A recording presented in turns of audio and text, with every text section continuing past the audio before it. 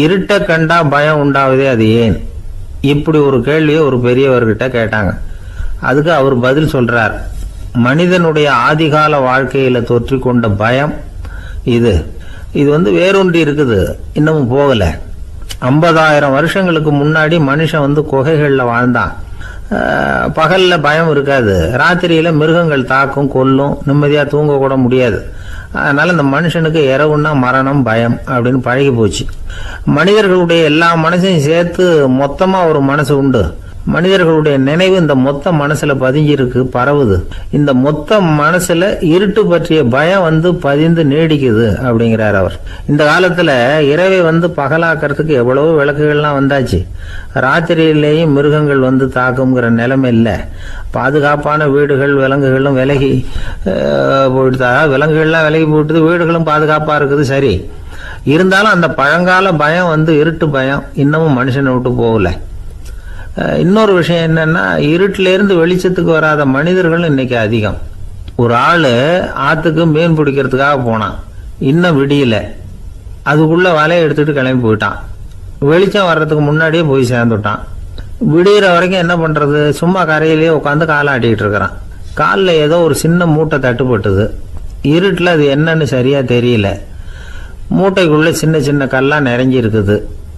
சும்மா பொழுது போகணுமேங்கிறதுக்காக இவன் அந்த மூட்டைக்குள்ள இருந்து ஒவ்வொரு கல்லா எடுத்து ஆத்துல வீசிக்கிட்டு இருக்கிறான். விடிகிற வரைக்கும் வேற வேலை இல்லைங்கிறதுனால எப்படி செஞ்சுக்கிட்டே உட்காந்துருக்கிறான். கிழக்க மெதுவா வெளிச்சம் தெரிய ஆரம்பிச்சது. பொழுது விடியறதுக்கான அறிகுறி. இதுக்குள்ள அந்த மூட்டையில இருந்த எல்லா கல்லையும் எடுத்து வீசி எறிஞ்சுட்டான். கடைசியா ஒரே ஒரு கல் மட்டும்தான் கையில பாக்கி இருந்தது. வெளிச்சம் வந்ததும் அந்த கல்லை பார்த்தான், அப்படியே திகைச்சு போயிட்டான். அடடா, இது வரைக்கும் தெரியாம தப்பு பண்ணிட்டோமே அப்படின்னு நினைச்சான். ஏன் தெரியுமா? அவன் கையில இருந்தது வெறும் கல் இல்ல, விலை வசந்த ரத்தன கல். அது இருட்டுல என்னன்னு புரியாததுனால மூட்டையில இருந்த எல்லா ரத்தன கல்லையும் ஆத்துல வீசி எறிஞ்சிருக்கிறான். இப்போ அவனுக்கு அழுகையே வந்துடும் போல இருந்தது. வாழ்க்கையை வசதி ஆக்கிக்கிறதுக்கான வாய்ப்பு அவனுக்கு இருந்தது. இருந்தாலும் இருட்டுல அதை இழந்துட்டான். அந்த வகையில அவனுக்கு கொஞ்சம் அதிர்ஷ்டம் இருந்திருக்குது. அதாவது ஏதோ ஒரு வகையில் இருந்திருக்குது. அதனாலதான் அந்த கடைசி கல்ல எரியறதுக்குள்ள வெளிச்சம் வந்துட்டுது. பல பேருக்கு அந்த அளவு கூட அதிர்ஷ்டம் வர்றதில்லை. எல்லாத்தையும் வீசினதுக்கு அப்புறம் தான் வெளிச்சம் வரும். என்னென்னு விவரம் தெரியாமலே எழுந்திரிச்சு வந்துருவாங்க. வாழ்க்கைங்கிறது ஒரு பெரிய புதையல். அதை புரிஞ்சிக்காம மனுஷன் அதை வீசி எரிஞ்சுக்கிட்டு இருக்கான் அப்படிங்கிறது தான் பெரியவங்க கருத்து.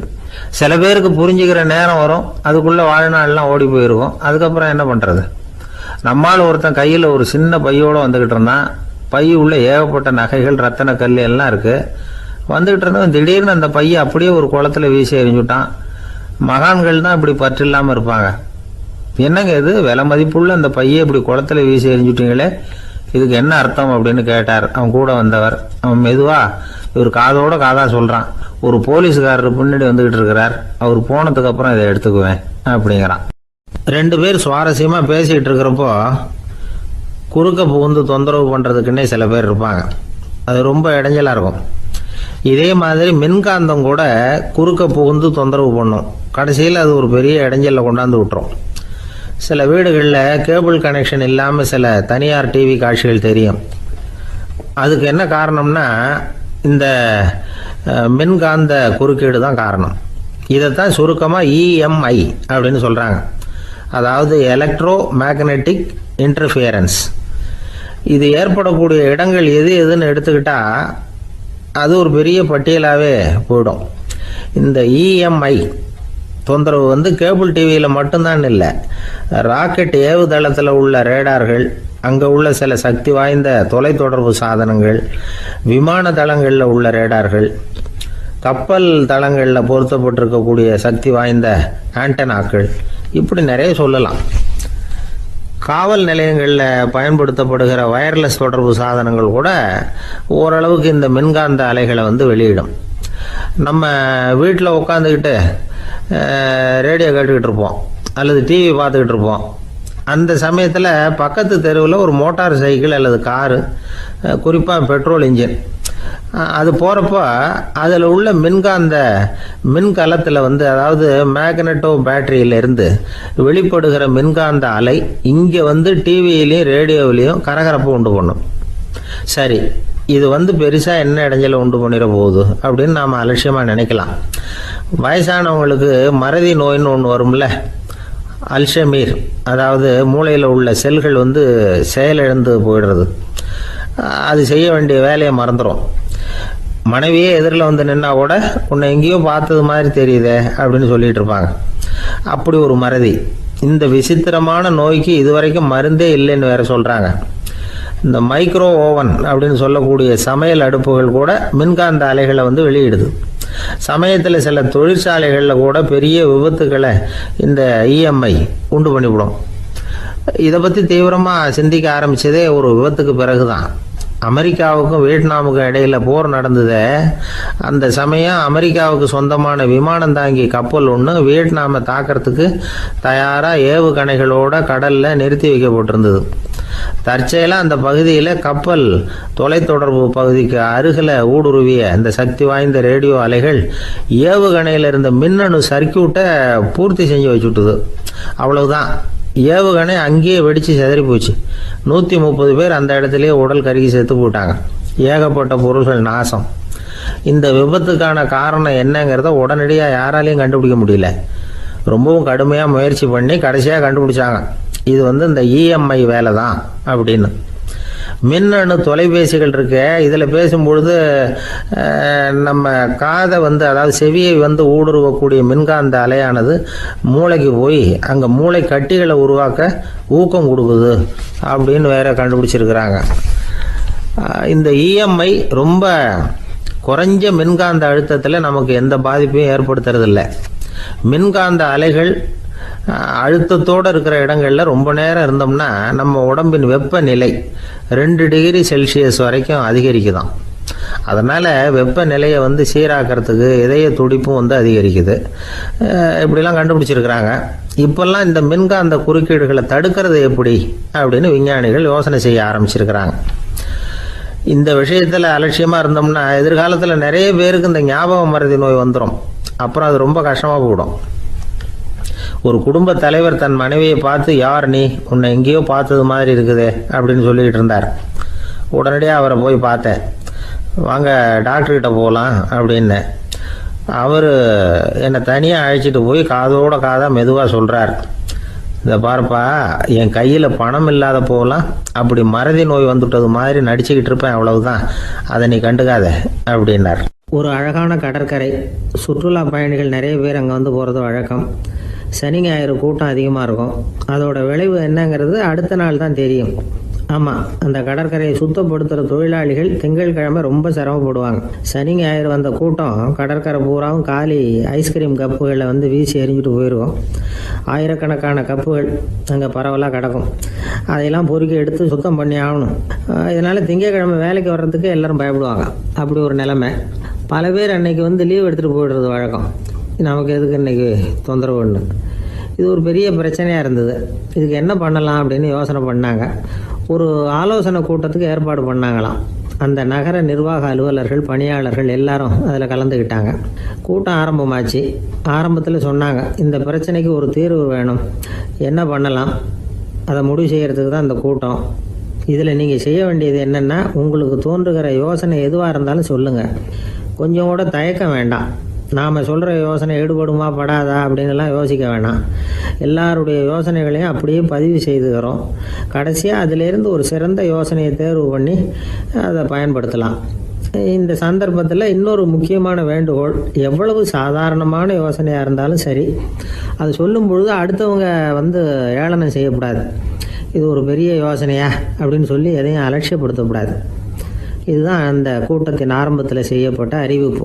உடனே அந்த கூட்டத்தில் இருந்தவங்க ஆளுக்கு ஒரு யோசனை சொல்ல ஆரம்பித்தாங்க. ஒருத்தர் எழுந்திருச்சார், இங்கே வர்ற சுற்றுலா பயணிகள்கிட்ட ஆளுக்கு $10 ஒரு டெபாசிட் மாதிரி வைப்பு பணமாக வாங்கிக்கணும். காலி ஐஸ்கிரீம் கப்பை திருப்பி கொடுத்தா அந்த பணத்தை திருப்பி கொடுத்துடலாம்.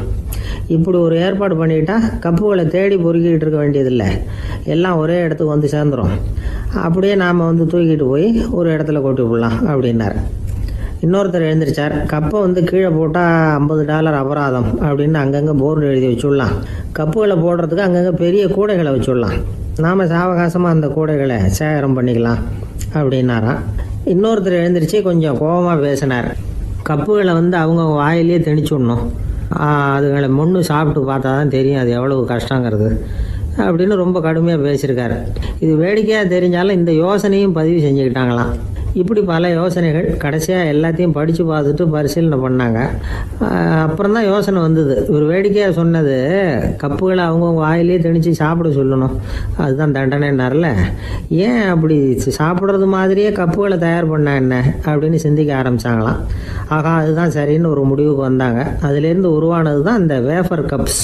ஐஸ்கிரீமை சாப்பிட்டு முடிச்சதும் கப்பையும் சாப்பிட்டுடலாம். கோன் ஐஸ்கிரீம் சாப்பிட்றோம்ல, அதுதான். அமெரிக்காவில் மியாமி கடற்கரையில் ரொம்ப காலமாக இருந்துக்கிட்டு வந்த குப்பை பிரச்சனைக்கு இப்படி தான் ஒரு தீர்வு வந்து தான். இதுலேருந்து நாம் புரிஞ்சிக்க வேண்டியது என்னென்னா, நாம் அன்றாட எத்தனையோ பிரச்சனைகளை சந்திக்கிறோம், அதுக்கெல்லாம் தீர்வு உண்டு. அது எங்கே ஒளிஞ்சிருக்குன்னு கண்டுபிடிக்கணும். அந்த அந்த யோசனையையும் நல்லா தீவிரமாக யோசிக்கணும். யார் என்ன யோசனை சொன்னாலும் அதை வந்து அலட்சியப்படுத்தக்கூடாது. அக்கறையோடு கவனிக்கணும், அதை யோசித்து பார்க்கணும். ஒரு அம்மா தன்னோட வீட்டுக்காரரை ஒரு மனநல மருத்துவர்கிட்ட அழைச்சிட்டு வந்தாங்களாம். டாக்டர், இவருக்கு கோன் ஐஸ்கிரீம் பிடிக்கல, பேப்பர் கப்பில் இருக்கிற ஐஸ்கிரீம் தான் வேணும்னு அடம் பிடிக்கிறார் அப்படின்னாங்களாம். அது ஒன்றும் தப்பு இல்லையேன்னாராம் டாக்டர். இதுக்கு அந்த அம்மா சொன்னாங்களாம், இவர் கப்பு ஐஸ்கிரீம் வாங்குறதுல தப்பு இல்லை டாக்டர், பிரச்சனை அது இல்லை. அப்புறம் வேறு என்னென்னு கேட்டிருக்காரு. வாங்கினதும் ஐஸ்கிரீமை கீழே கொட்டிவிட்டு அந்த பேப்பர் கப்பை மட்டும் விரும்பி சாப்பிட்றார், அதனால தான் அவங்ககிட்ட அழைச்சிட்டு வந்தேன் அப்படின்னாங்களாம். ஒரு கணவன் மனைவி எப்போ பார்த்தாலும் அவங்க 2 பேருக்கும் இடையில சண்டை வந்துக்கிட்டே இருந்தது. இதில் என்ன ஆச்சரியங்கிறீங்களா? நான் அதுக்காக சொல்ல வரல, இது வேறு விஷயம். அதாவது சண்டை போடாமல் இருக்கிறதுக்கு வழி சொல்கிற தகவல் இது. நான் சொன்ன அந்த கணவன் மனைவி எப்படின்னா, கணவன் ஒரு வார்த்தை சொன்னால் மனைவி கிட்டேருந்து 2 வார்த்தை பதிலாக வரும். இதுக்கு கணவன்கிட்டேருந்து 4 வார்த்தை பதிலாக வரும். இப்படி வார்த்தைகள் பெருகி போய் கடைசியில் வம்பில் வந்து முடியும். அந்த அம்மா பொறுத்து பார்த்தாங்க, அவங்களால தாக்கு பிடிக்க முடியல. பக்கத்து வீட்லேயும் ஒரு கணவன் மனைவி இருந்தாங்க, அவங்களுக்குள்ள சண்டை வர்றதில்லை. அது எப்படி அவங்களால மட்டும் சண்டை போடாமல் இருக்க முடியுது அப்படின்னு இந்த அம்மாவுக்கு ஆச்சரியம். ஒரு நாள் நேராக பக்கத்து வீட்டு அம்மாக்கிட்டே போய், ஏம்மா, நீங்கள் எப்படி கணவனும் மனைவியும் சண்டை போட்டுக்காமல் இருக்கிறீங்க, அது எப்படி முடியுது உங்களால் அப்படின்னு கேட்டாங்க. அதுக்குன்னு ஒரு மருந்து இருக்குது, அதை சாப்பிட்டா சண்டை வராது அப்படின்னாங்க அவங்க. சரிங்க, அந்த மருந்தை அவர் சாப்பிட மாட்டேன்னு சொல்லிட்டா என்ன பண்ணுறது அப்படின்னு கேட்டிருக்கிறாங்க இவங்க. அந்த மருந்து அவருக்கு இல்லைம்மா, உனக்கு தான் அப்படின்னாங்களாம் அவங்க. அப்படியா, அப்படின்னா கொடுங்க, ரொம்ப நல்லதாக போச்சு. அதை எப்படி சாப்பிட்றதுங்கிற விவரத்தையும் சொல்லுங்கள், எங்கே அது கிடைக்குங்கிறதையும் சொல்லுங்கள், வாங்கிக்கிறேன் அப்படின்னு கேட்டாங்களாம் இவங்க. வேறு எங்கேயும் போய் வாங்க வேண்டாம், என்கிட்டே இருக்க அந்த மருந்து அதில் கொஞ்சம் தர்றேன், வாங்கி வச்சுக்க. உன் வீட்டுக்காரர் உன்னோட சண்டையை ஆரம்பிக்கிற போகலாம் நீ இந்த மருந்தில் 1 ounce வாயில் ஊற்றிக்கணும். அதை உடனே குடிச்சிடக்கூடாது, ஒரு 5 நிமிஷமாவது அது வாயில் இருக்கணும், அதுக்கப்புறம் குடிச்சுடலாம் அப்படின்னு சொல்லி ஒரு பாட்டில் மருந்தை இந்த அம்மாக்கிட்ட கொடுத்து அனுப்புனாங்களாம். மருந்தை எடுத்துக்கிட்டு இந்த அம்மா வீட்டுக்கு வந்திருக்கிறாங்க. வீடு பூட்டி இருந்ததுனால கணவன் வந்து வாசல்லையே காத்துக்கிட்டு இருக்கிறான். மனைவியை கண்டதும் சண்டை போட ஆரம்பிச்சிட்டான். வீட்டை பூட்டி விட்டு எங்கே போய் தொலைஞ்ச, எவ்வளோ நேரமாக ஒரு மனுஷன் வாசல்லையே காத்துட்டு கிடக்கிறது அப்படி இப்படின்னு கத்த ஆரம்பிச்சிட்டான். மனைவி இதுக்கு பதிலே சொல்லலை. அந்த அம்மா பேசாமல் வீட்டை திறந்தாங்க, சமையல் அறைக்குள்ளே போனாங்க, 1 ounce மருந்தை வாயில் ஊற்றிக்கிட்டாங்க. அன்னைக்கு சண்டை வந்து மேற்கொண்டு வளரவே இல்லை, நின்றுட்டுது. மருந்து பரவாயில்லை. அதுக்கப்புறம் பல சந்தர்ப்பங்களில் சண்டை வரும் போல் இருக்கிற போலாம் இந்த மருந்து அதை நிறுத்தியிருக்கு. பிரமாதமான மருந்தாக இருக்குது இதை கொஞ்சம் அதிகமாகவே வாங்கி வீட்டில் வச்சுக்க வேண்டியது தான் அப்படின்னு முடிவு பண்ணிட்டு இந்த அம்மா மறுபடியும் பக்கத்து வீட்டு அம்மாக்கிட்ட போனாங்க. எவ்வளவு விலையானாலும் சரி, நான் காசு கொடுத்து வாங்கி வச்சுக்கிறேன், எந்த கடையில் இருக்குது இந்த மருந்து சொல்லுங்க அப்படின்னு கேட்டாங்க. இந்த மருந்துக்கு விலையே கிடையாதுங்க, இலவசமாகவே கிடைக்கும்னாங்களாம் அவங்க. அது எப்படி விலையில்லாமல் இதை விற்க முடியுது அப்படின்னு கேட்டாங்களாம் இவங்க. அது மருந்தாக இருந்தால் தானே விலை வைக்கிறதுக்கு, அது வெறும் தண்ணி தானே அப்படின்னாங்களாம். வெறும் தண்ணியாக சண்டையை நிறுத்துது அப்படின்ட்டு இருக்காங்க இவங்க. அது சண்டையை நிறுத்தலை, உன்னோட மௌனம் தான் சண்டையை நிறுத்துது.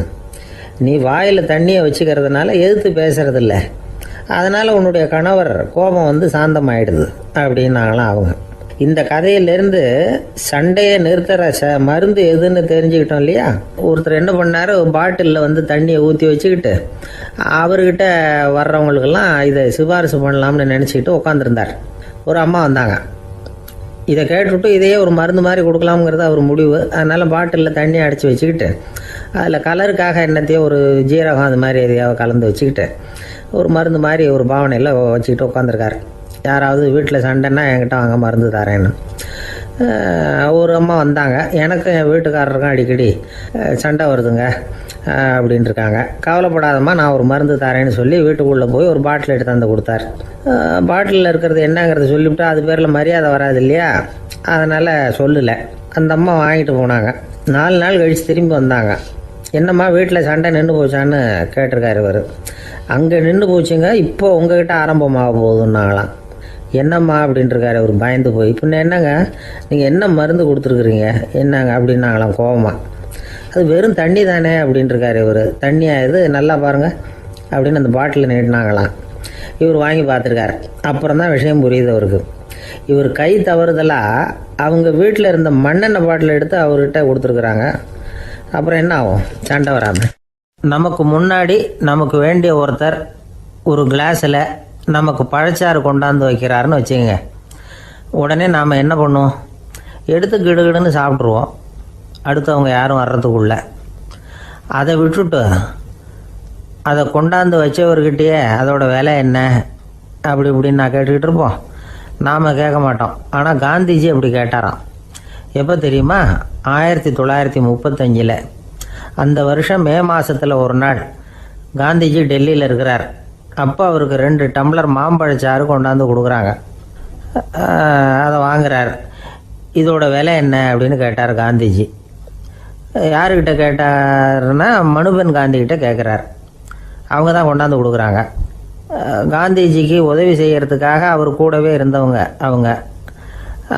அவங்ககிட்ட தான் கேட்குறாரு. காந்திஜி சும்மா வேடிக்கைக்காக இப்படி கேட்குறாருன்னு நினச்சிட்டாங்க அந்த அம்மா.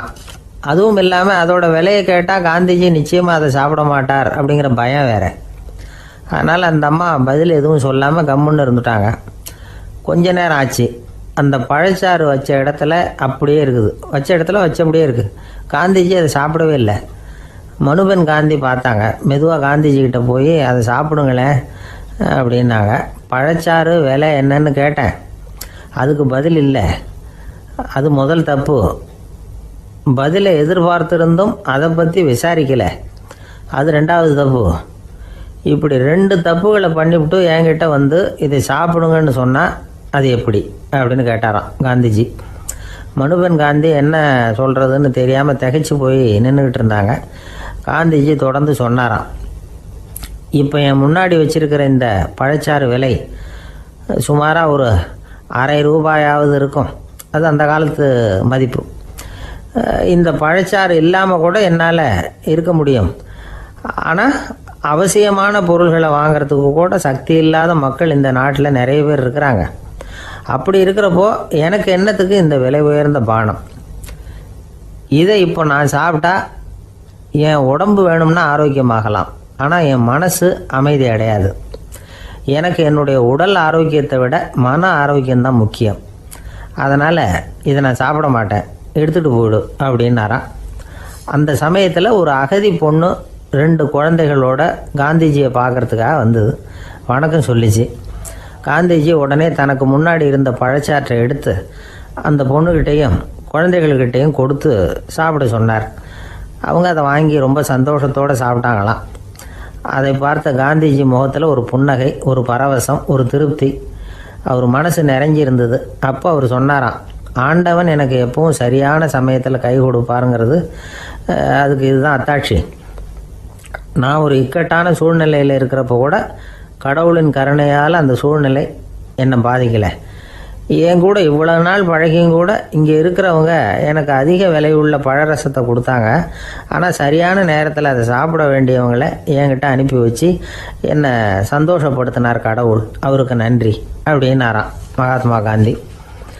உடல் ஆரோக்கியத்தை விட மன ஆரோக்கியம்தான் எனக்கு முக்கியம்னு சொன்னார் பாருங்கள். அதை நாம் எல்லாரும் மனப்பூர்வமாக இன்றைக்கி சிந்திச்சு பார்க்கணும். இந்த காலத்தில் எல்லாரும் அப்படியா நினைக்கிறாங்க? எனக்கு தெரிஞ்ச ஒருத்தர் இருந்தார். தினமும் காலையில் ஒரு காஃபி சாப்பிட உட்கார்ற நேரத்தில் பக்கத்து வீட்டுக்காரர் வந்து சேருவார் கரெக்டாக. உடனே அவரும் தனக்குன்னு வந்திருக்கிற காப்பியை எடுத்து மனப்பூர்வமாக பக்கத்து வீட்டுக்காரர்கிட்ட கொடுத்துருவார். அதுக்கப்புறம் அவருக்காக வேறு காப்பி போட்டு கொண்டாந்து கொடுத்தாலும் வேண்டான்னு சொல்லிடுவார். ஆண்டவனாக பார்த்து சரியான நேரத்தில் அவரை எங்கள் வீட்டுக்கு தினமும் அனுப்பி வைக்கிறார் அப்படிம்பார். ஏன் அப்படி சொல்கிறீங்க அப்படின்னு கேட்டோம் ஒரு நாள். அதுக்கு அவர் சொல்கிறார், எனக்கு என்னோட உடல் ஆரோக்கியம்தான் முக்கியம். இதை கடவுள் புரிஞ்சுக்கிட்டு எங்கள் வீட்டு காப்பியை சாப்பிட்றதுக்கு தினமும் அடுத்த வீட்டுக்காரனை அனுப்பி வைக்கிறார் அப்படின்னார் அவர். தானத்துல சிறந்தது எது அப்படின்னு ஒரு கேள்வியை கேட்டு தானத்துல சிறந்தது நிதானம் அப்படின்னு அதுக்கு ஒரு பதிலும் சொல்றவங்க உண்டு. நிதானம் ரொம்ப அவசியம். அதுவும் இன்றைய உலகத்துக்கு ரொம்ப அவசியம். இன்னைக்கு உலகம் ரொம்ப பரபரப்பாக போய்கிட்டு இருக்குது. பொறுமையாக இருக்கணும்னு நினைக்கிறவங்களால கூட அப்படி இருக்க முடியறதில்ல. பொறுமையை சோதிக்கிறது மாதிரி பல சம்பவங்கள். அதையெல்லாம் சந்திச்சே தீர வேண்டியிருக்குது. எங்கே போனாலும் க்யூவில் நிற்க வேண்டியிருக்குது. எங்கே போனாலும் காத்துக்கிட்டு இருக்க வேண்டியிருக்கு. ஆஃபீஸ்லேயோ வீட்லேயோ கூட நீங்கள் நிதானமாக பொறுமையாக நடந்துக்க தெரியலன்னா உங்களுக்கு சிடுமூஞ்சி, முசுடு இப்படிலாம் பேர் வச்சுருவாங்க. அது உங்களுக்கு தேவையா? சரி, வாழ்க்கையில் பொறுமைசாலின்னு பேர் வாங்கிறதுக்கு என்ன வழி? முதல் பாயிண்ட், நீங்கள் நினைக்கிறது, எதிர்பார்க்கறது, செய்யறது எல்லாமே 100% கரெக்டாக நடக்கணும்னு ஆசைப்படக்கூடாது. எதுவாக இருந்தாலும் அதில் ஓரளவுக்கு தவறு நடக்கலாம் அப்படிங்கிறத எதிர்பார்த்தே இருக்கணும். ஓரளவுக்கு அதை அனுமதிக்கணும். ஒரு நண்பரை 6 மணிக்கு ஒரு இடத்துக்கு வர சொல்லியிருக்கிறீங்க. 6 மணிக்கு அவர் வரல, உடனே பொறுமை இழந்து நடந்துக்கக்கூடாது. ஒரு 10 நிமிஷம் டிலே ஆகலாம். ஒரு வர்ற வழியில் பஸ்ஸு கூட ஏதாவது டிராஃபிக்கில் மாட்டியிருக்கலாம். அதெல்லாம் எதிர்பார்த்தே கொஞ்சம் காத்திருக்கிறதுல ஒன்றும் தப்பு இல்லை. சில சமயம் டிலே ஆகிறது கூட நல்லதாக முடியும். ஒரு பஸ்ஸை தவற விட்டுட்டு ஐயோ கொஞ்சம் ஒரு 2 நிமிஷம் முன்னாடி வந்திருந்தா பிடிச்சிருக்கலாமே அப்படின்னு தவிச்சிக்கிட்டு இருப்பாங்க சில பேர். அடுத்தபடியாக வர்ற பஸ்ஸு நேரடியாக நீங்கள் போக வேண்டிய இடத்துக்கே கொண்டு போய் விடுற பஸ்ஸாக கூட இருக்கலாம். அது உங்களுக்கு முன்னாடி தெரியாதுல்ல. சில நெருக்கடியான சூழ்நிலைகளை தமாஷா எடுத்துக்கிறதுக்கு பழகிக்கணும். சில இடங்களுக்கு போகிறப்ப காத்திருக்கிறதுக்கு நம்ம மனசை தயார்படுத்திக்கிட்டே போகணும். ஒரு ரயிலுக்கோ பஸ்ஸுக்கோ அல்லது விமானத்துக்கோ கப்பல் பிரயாணத்துக்கோ போகிறப்போ அங்கே போய் நீங்கள் மணிக்கணக்கில் கூட காத்துக்கிட்டு தான் இருக்கணும். புறப்படுற நேரம் கூட மாறலாம். நீங்கள் போய் சேர்ந்ததும் அது உடனே புறப்படணும்னு கட்டாயமாக என்ன? அது மாதிரி சமயத்தில் படிக்கிறதுக்குன்னு சில சுவாரஸ்யமான புத்தகங்களையும் கையில் எடுத்துக்கலாம். உங்களை சுற்றி எவ்வளவோ சுவாரஸ்யமான சம்பவங்கள் நடந்துக்கிட்டு இருக்குதுல்ல, அதையெல்லாம் வேடிக்கை பாருங்கள். எதுக்காக காத்துக்கிட்டு இருக்கிறோமோ அந்த காரியத்தில் உண்மையாகவே நமக்கு ஒரு அக்கறை இருந்தால் நமக்கு போர் அடிக்காது. சில கோயில்களில் பார்த்துருப்பீங்க, தரிசனத்துக்காக பக்தர்கள் நாள் கணக்கில் காத்துக்கிட்டு இருப்பாங்க. அவங்களெலாம் அழுத்துக்கிறது இல்லை. ஆண்டவனை தரிசிக்கணுங்கிற உண்மையான அக்கறை இருக்கிறதுனால அவங்களுக்கு போர் அடிக்கிறது இல்லை. ஆனால் சில சினிமா தியேட்டரில் கூட பார்க்கலாமே, சினிமா கியூ கூட அப்படி தான். சாயந்தரம் 6 மணி ஆட்டத்துக்கு காலம்பரம் 6 மணிக்கே போய் கூட காத்துக்கிட்டு இருப்பாங்க. அவங்களுக்கெல்லாம் போர் அடிக்காது, படம் பார்க்குற ஆர்வம். இன்னொரு முக்கியமான விஷயத்தை நாம் பழக்கப்படுத்திக்கணும். லிவ் ஃபார் தி மூமெண்ட் அப்படிங்கிறாங்க நிபுணர்கள். ரொம்ப பேர் எப்படின்னா அடுத்தபடியாக நடக்க போகிற விஷயத்திலேயே கவனமாக இருப்பாங்க. அந்த நினைப்புலேயே இந்த நிமிஷத்தை பொறுமை இல்லாமல் கழிப்பாங்க. ஒருத்தர் இருக்கார், அவர் எப்படின்னா ஆஃபீஸ் முடியறதுக்குள்ளேயே சார் 5 மணிக்கெல்லாம் ரெடியாக இருங்க, நாம் அந்த ஹோட்டலில் போய் டிஃபன் சாப்பிட்ணும் அப்படின்னு 4 மணிலேருந்து சொல்லிகிட்டு இருப்பார். 4:55 பரபரப்பாக ஓடி வருவார். 2 பேரும் புறப்படுவோம், ஹோட்டலுக்கு போவோம், சாப்பிட்டுக்கிட்டு இருப்போம். அப்படி சாப்பிட்டுட்டு இருக்கிறப்ப சார் சாப்பிட்டு முடித்ததும் நேராக ஒரு ஜவுளி கடைக்கு போகிறோம் அப்படிம்பார். பரபரக்க சாப்பிட்டு முடிப்பார், புறப்படுவார். ஜவுளி கடையில் அவசரமாக சீக்கிரம் பில் போடுங்க சார், சினிமாவுக்கு நேரம் ஆகிடும்பார். சினிமா தியேட்டரில் உட்காந்து அடுத்தபடியாக எங்கே டின்னர் சாப்பிட்றதுன்னு யோசனை பண்ணிகிட்டு இருப்பார். ராத்திரி படுக்கையில் விழுந்ததுக்கு அப்புறமும் நாளைக்கு காலையில் எழுந்திரிச்சதும் அதை பண்ணணும் இதை பண்ணணும்னு திட்டம் போட்டுக்கிட்டே இருப்பார். அதாவது எப்பவும் அடுத்த நிமிஷம், அடுத்த நாள், அடுத்த வாரம், அடுத்த வருஷம், இதுதான் அவங்க சிந்தனை. இந்த நிமிஷம் என்ஜாய்மெண்ட்டை அவங்க இழந்துடுறாங்களாம். அதனால தான் வாழ்நாள் பூரா பொறுமையின்மை, அவஸ்தை, அல்லல். அதனால் நாம் எல்லாரும் வாழ்க்கையில் நிதானமாக இருக்கிறதுக்கு கற்றுக்கணுமா. அதுக்காக இந்த நிதானத்துக்கு வேறு விதமான அர்த்தம் பண்ணிக்கக்கூடாது. ஒருத்தர் அப்படித்தான் ஒரு தடவை அவருடைய குதிரை காணாமல் போயிட்டு தான். அதுக்காக அவர் கவலைப்படலை, நிம்மதியாக இருந்தார், சந்தோஷமாக இருந்தார். என்ன சார் இது, உங்கள் குதிரை திருட்டு போயிட்டுதுங்கிறீங்க, நீங்கள் கவலைப்படாமல் இருக்கிறீங்களே அப்படின்னு கேட்டாங்களாம். அதுக்கு அவர் சொல்லியிருக்கார், நல்ல வேலை சார், கட்டியிருந்த குதிரை காணாமல் போயிருக்குது.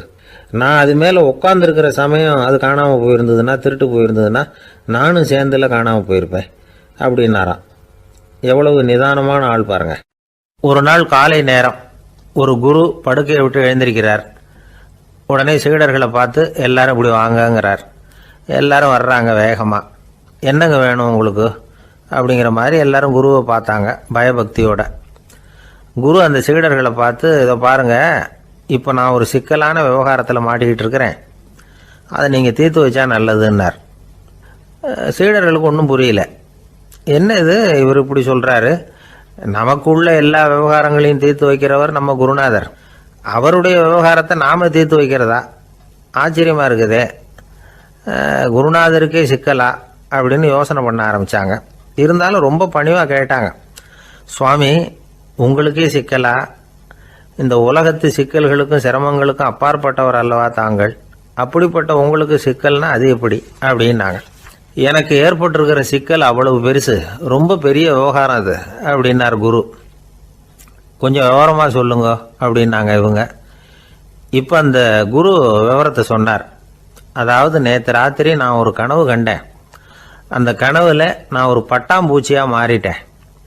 அப்படி மாறி ஒவ்வொரு மலராக பறந்து போய் உட்காந்து தேன் சாப்பிட்டேன் அப்படின்னார். சீடர்கள் இதை கேட்டதும் ரொம்ப திகைச்சு போயிட்டாங்க. என்ன இது, இது ஒரு பெரிய பிரச்சனையா? ஒரு சாதாரண கனவு கண்டதுக்காகவா இந்த காலை வேளையில் நம்மளையெல்லாம் குருநாதர் இவ்வளவு அவசரமாக கூப்பிட்டுருக்கார் அப்படின்னு நினச்சாங்க. இருந்தாலும் கேட்டாங்க, இதில் என்ன சிக்கல் சுவாமி? கனவுங்கிறது எல்லாருக்கும் வரத்தானே செய்யும் அப்படின்னார் ஒரு சீடர். சீடர்களே, பிரச்சனை அது இல்லை. நான் இன்னைக்கு காலையில் கண்ணு முழிச்சு பார்த்தப்போ நான் நானாக மறுபடியும் மாறிட்டேங்கிறத தெரிஞ்சுக்கிட்டேன். இதில் சிக்கல் என்னன்னா, இப்போ அந்த பட்டாம்பூச்சி தான் நானாக ஆயிட்டதாக கனவு கண்டுகிட்டு இருக்கா அப்படிங்கிறது தான். ஒரு மனுஷன் பட்டாம்பூச்சி ஆகிறதாக கனவு காண முடியுங்கிறப்போ அந்த பட்டாம்பூச்சியும் மனுஷனாக ஆகிறதாக கனவு காண முடியும் இல்லையா? இப்போ எனக்கு யதார்த்த நிலை தெரியணும், எது நிஜம்னு தெரியணும். நேற்று ராத்திரி நான் கண்டது கனவா, அல்லது இது பட்டாம்பூச்சி கண்டுகிட்டு இருக்கிற கனவா? இதுதான் குரு கேட்ட கேள்வி. இதை கேட்டதும் சீடர்கள் ரொம்ப குழம்பி போயிட்டாங்க. சுவாமி, இது வரைக்கும் நாங்கள் தூங்குறப்ப பார்க்கறது கனவுன்னும் மூழ்கிட்டு இருக்கிறப்ப பார்க்கறது நனவுன்னு நம்பிக்கிட்டு இருக்கிறோம். இப்போ எங்களை ரொம்ப குழப்பிட்டீங்க, இதுக்கு பதில் சொல்ல எங்களுக்கு சக்தி இல்லை அப்படின்னு சொல்லிவிட்டாங்களாம். அதுக்கப்புறம் அந்த குரு சொன்னாராம், நினைவு தான் முக்கியமான அம்சம். முடிவு கட்டம்னா பகலின் நினைவுகளை விட இரவின் கனவுகளே ரொம்ப உண்மை. ஒருத்தன் தூங்க போனால் தூங்கிக்கிட்டே இருந்தால் அவன் காணும் கனவு பொய்ங்கிறத அவன் உணர மாட்டான். ஒவ்வொரு கனவும் காணும் பொழுது அது ரொம்ப உண்மையாக தான் தெரியுது. ஒரு கனவு கூட உண்மை இல்லைன்னு கனவுல தோன்றுவதே இல்லை அப்படின்னார் குரு. அகில வாழ்வு அத்தனையும் சொற்பனம் கண்டாய் அப்படிங்கிறார் தாயுமானவர்.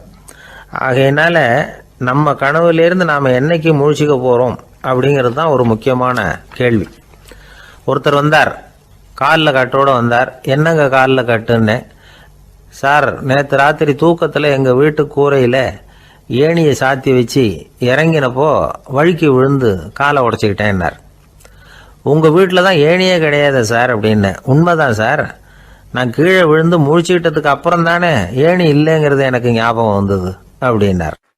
எனக்கு அதிர்ஷ்டமே இல்லை சார் அப்படின்னார் ஒருத்தர். ஏன் அப்படி சொல்கிறீங்கன்னு கேட்டோம். வியாபாரம் பண்ணலாம்னு ஒரு கடை வச்சேன். வேண்டிய போட்டவங்க கூட என் கடையில் எதுவும் வாங்க மாட்டேங்கிறான். எல்லாரும் அடுத்த கடைக்கு தான் போகிறான் அப்படின்னு சொல்லி ரொம்ப அழுத்துக்கிட்டார். இதுக்கு போய் அதிர்ஷ்டம் இல்லைன்னு சொல்லாதீங்க. வாடிக்கையாளர்களை கவர்றது எப்படிங்கிறது உங்களுக்கு தெரியல, அதுதான் குறை அப்படின்னும். சார், உங்களுக்கு தெரிஞ்ச அந்த ரகசியத்தை எனக்கும் கொஞ்சம் சொல்லி கொடுங்களேன் அப்படின்னார். சரி, உங்கள் காதை இப்படி கொடுங்க அப்படின்னு சொல்லி அது சம்பந்தமாக பெரிய வல்லுநர்கள் சொல்லியிருக்கிற கருத்துக்களை அவர்கிட்ட சொல்ல ஆரம்பித்தோம். அதாவது இந்த வாடிக்கையாளர்களை கவர்றதுக்கு வல்லுநர்கள் பல ஆலோசனைகளை ஏற்கனவே சொல்லி வச்சிருக்கிறாங்க. அது சம்பந்தமாக அனுபவப்பட்டவங்க, அதை தெரிஞ்சு வச்சுக்கணும். அதாவது கடை வச்சிருக்கிறவங்க எல்லாரும் இதை கொஞ்சம் காதில் வாங்கி வச்சுக்கணும். எதை இப்போ சொல்ல போகிறத. எப்பவும் பணத்தை சம்பாதிக்கிறதுலேயே குறியாக இருக்கக்கூடாதான். அதை விட முக்கியமாக நீங்கள் சம்பாதிக்க வேண்டியது வாடிக்கையாளர்களுடைய மன நிறைவு.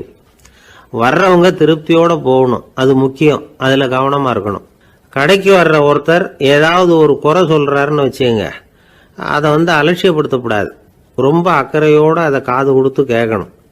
அப்படியா சார், அதை நான் அவசியம் கவனிக்கிறேன் அப்படின்னு சொல்லணும். ஒருத்தர் வரார், சார் நேற்றுக்கு உங்கள் கடையில் இதை நான் வாங்கிட்டு போனேன், வீட்டில் இது வேணான்னு சொல்லிவிட்டாங்க, அது திருப்பி கொடுக்கறதுக்காக தான் வந்திருக்கிறேன் அப்படின்னு சொல்லி திருப்பி கொடுக்குறார். உடனே நீங்கள் முகம் சுளிக்கக்கூடாது, எரிச்சல் படக்கூடாது. வழக்கம் போல நிதானமாக முகமலர்ச்சியோடு அதை திருப்பி வாங்கிக்கணும். இவ்வளவு ரூபாய்க்கு சாமான் வாங்கினா இந்த ஸ்பூன் அன்பளிப்பு, இப்படி ஏதாவது கொடுக்கலாம். பண்டிகை காலங்கள்லேயும் பொருள்கள் வாங்குறவங்களுக்கு இப்படி ஏதாவது பொருத்தமாக ஒரு அன்பளிப்பு கொடுக்கலாம். நீங்கள் கொடுக்கறது ஒரு சர்வசாதாரணமான பொருளாக இருந்தால் கூட அது வாங்குற ஒரு மனசில் ஒரு மகிழ்ச்சியை ஏற்படுத்தும். எதுவும் உங்களால் கொடுக்க முடியலன்னா உங்கள் முகம் நிறைஞ்ச சிரிப்பியாவது கொடுங்க, அது போதும். உங்கள் கடையில் இல்லாத ஒரு பொருளை வாடிக்கையாளர் வந்து கேட்குறார், உடனே இல்லைன்னு முகத்தில் அடித்தது மாதிரி சொல்லிடக்கூடாது. கொஞ்சம் உட்காருங்க சார் அப்படின்னு சொல்லி உங்கள் பணியாளர் யாரையாவது அனுப்பி வெளியிலேருந்து வாங்கிட்டு வர சொல்லி அவர்கிட்ட கொடுக்கலாம். சில பேர் உங்கள் கடைக்கு வரும்பொழுது அவங்க வீட்டு குழந்தைகளையும் கூப்பிட்டுக்கிட்டு வர்றாங்கன்னு வைங்க. நீங்கள் என்ன செய்யணும்னா அந்த குழந்தைகளை முதல்ல கவனிக்கணும். அது கண்ணத்தை கிள்ளணும், அதுகிட்ட விளையாடணும், அதுக்கு ஏதாவது மிட்டாய் பிஸ்கட் எதையாவது கொடுத்து அது கவனத்தை கவரணும். அதுக்கப்புறம் பெரியவங்களை கவனிக்கலாம். உங்கள் கடையில் வேலை செய்கிற பணியாளர்கள் சுத்தமாக இருக்கணும். சிரிச்ச முகம், சுறுசுறுப்பு, இது ரெண்டும் அவங்களுக்கு தேவை. அழுது வடிஞ்சிக்கிட்டு இருக்கக்கூடாது. அப்புறம் இன்னொரு விஷயம், அதிகமாக பொருள் வாங்குற ஒருத்தர்கிட்ட அதிக மரியாதையாகவும் குறைச்சலாக பொருள் வாங்குறவர்கிட்ட வேற விதமாகவும் நடந்துக்கக்கூடாது. எல்லாருக்கிட்டையும் சமமாக நடந்துக்கணும். 5 ரூபாய்க்கு வாங்கினாலும் சரி, 500 ரூபாய்க்கு வாங்கினாலும் சரி, அவங்கக்கிட்ட நீங்கள் காட்டுற மரியாதையில் வித்தியாசம் இருக்கக்கூடாது. எல்லாத்துக்கும் மேலே உங்கள் கடையில் ஒரு பொருள் வாங்கினா அது உண்மையானதாக இருக்கும், தரமுள்ளதாக இருக்கும் அப்படிங்கிற நினைப்பு ஜனங்களுக்கு வரணும். அதனால் தரமான பொருளையே நீங்கள் உங்கள் கடையில் வச்சுருக்கணும். இது வரைக்கும் நான் சொன்னதையெல்லாம் கவனத்தில் வச்சுக்கிட்டு நீங்கள் கடையை ஆரம்பிச்சிங்கன்னா வியாபாரம் பிச்சுக்கிட்டு போகும். அப்படி போகலன்னா அதுக்கப்புறம் கேளுங்க. ஏன்னா இந்த யோசனைகள்லாம் அனுபவப்பட்டவங்க சொல்லியிருக்கிற யோசனைகள். இந்த யோசனைகளில் நீங்கள் எச்சரிக்கையாக இருக்க வேண்டிய ஒரு விஷயம் உண்டு.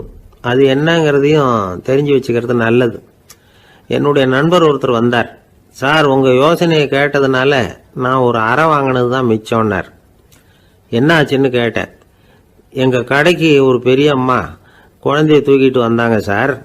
உங்கள் யோசனைப்படி அந்த குழந்தையோட கண்ணத்தை கிள்ளணும்னு முயற்சி பண்ணினேன். திடீர்னு அந்த நேரம் பார்த்து அந்த குழந்தை தலையை குனிஞ்சிக்கிட்டுது. என் கை குழந்தையோட கண்ணத்துக்கு பதிலாக அது தூக்கிட்டு வந்தவங்க கண்ணத்தை கிள்ளிவிட்டுது. அதுதான் அப்படி ஆயிட்டுது அப்படின்னார் கண்ணத்தை தடவிக்கிட்டே.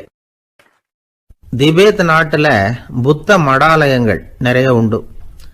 அதுக்கு ஒரு தலைமையகமும் உண்டு. அது இந்த திபேத் தலைநகரம் லாசாவில் இருக்குது. ரொம்ப காலத்துக்கு அப்பால் அதை பற்றிலாம் நிறைய விவரங்கள் எழுதி வச்சிருக்கிறாங்க. அது இப்போவும் நமக்கு கிடைக்குது. அதாவது ரொம்ப தூரத்துக்கு அந்தாண்ட மலைகளுக்கு நடுவில் ஒரு கிளை மடாலயம். அந்த மடத்தின் தலைவருக்கு வயசாயிட்டு தான். அதனால் தலைமை பொறுப்பை வேற ஒருத்தர்கிட்ட ஒப்படைக்கலாம் அப்படின்னு முடிவு பண்ணாராம். உடனே ஒரு லாமாவை கூப்பிட்டார். அவர் மூலமாக தலைமை மடாலயத்துக்கு செய்தி அனுப்புனார், பொருத்தமான வாரிசு ஒருத்தரை அனுப்பி வைக்கும்படியாக. அந்த வாலிப லாமா புறப்பட்டார். காடு மேடெல்லாம் நடந்து போறார். ரொம்ப நாள் கழிச்சு தலைமை பீடத்தை அடைஞ்சார். தலைமை குரு கிட்ட விவரத்தை சொன்னார். தகுதியான ஒருத்தரை அனுப்பி வச்சா அழைச்சிட்டு போறேன் அப்படின்னார். சரி, நாளைக்கு காலையில் நீங்கள் அவங்க எல்லாரையும் அழைச்சிட்டு போகலாம்னார் அவர். அவங்க எல்லாரையுமா? அங்கே தேவைப்படுறது ஒருத்தர் தானே அப்படின்னார் இவர். ஆமான்னார். அப்புறம் ஏன் எல்லாரையும் அழைச்சிட்டு போக சொல்கிறீங்கன்னார். அது இப்போ உனக்கு புரியாது. நான் ஒரு 100 பிக்குகளை அனுப்புகிறேன், அதாவது பிட்சுகளை. அவ்வளவு பேரையும் அங்கே வச்சு சமாளிக்க முடியாது அப்படின்னாரு இவர். இருந்தாலும் இப்போ அந்த தலைமை குரு என்ன சொன்னார்னா, அதை பற்றி கவலைப்படாத, நான் 100 பேரை அனுப்புகிறேன். அதில் 99 பேர் வழியிலேயே காணாமல் போடுவாங்க, ஒருத்தன் மட்டும்தான் வருவான். அவனும் அங்கே சேர்ந்துட்டானா நீ ரொம்ப கொடுத்து வச்சவன் அப்படின்னார்.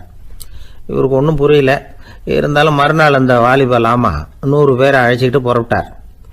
போகிற வழியிலேயே பல பேர் அங்கங்கே பிச்சுக்கிட்டு போயிட்டாங்க. அவர் சொன்னது மாதிரியே. வழியில் அவங்க ஊர்கள் இருந்தது தான் காரணம். அப்பா அம்மாவை பார்த்துட்டு வரேன் அப்படின்னு கொஞ்சம் பேர் போனாங்க. சொந்த பந்தத்தை பார்த்துட்டு வரேன் அப்படின்னு கொஞ்சம் பேர். ஒரு வாரம் ஆச்சு. இப்போ மிஞ்சினது 10 பேர் தான். வழியில் ஒரு நகரம். அங்கே சில பிட்சுக்கள் சந்திச்சாங்க. எங்கள் மடத்து தலைவர் இறந்துட்டார், உங்களில் யாராவது ஒருத்தர் எங்களுக்கு தலைவராக முடியுமா அப்படின்னு கேட்டாங்க. 10 பேரும் தயார். அதில் ஒருத்தரை அழைச்சிட்டு அவங்க போயிட்டாங்க. இன்னொரு ஊரில் சில பேர் வந்தாங்க, வழி மறிச்சாங்க.